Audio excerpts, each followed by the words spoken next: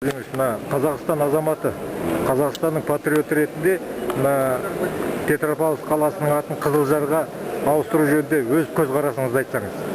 Ваше личное мнение по переименованию Петропавловска Қызылжар. Бұл мәселе кейін.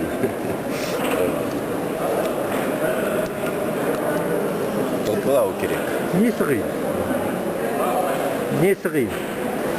Сіз өзіңіз қайсысын қалайсыз? Соны айтсаңыз. И неге? Бұл мәселе өзі Петропавловның қаласы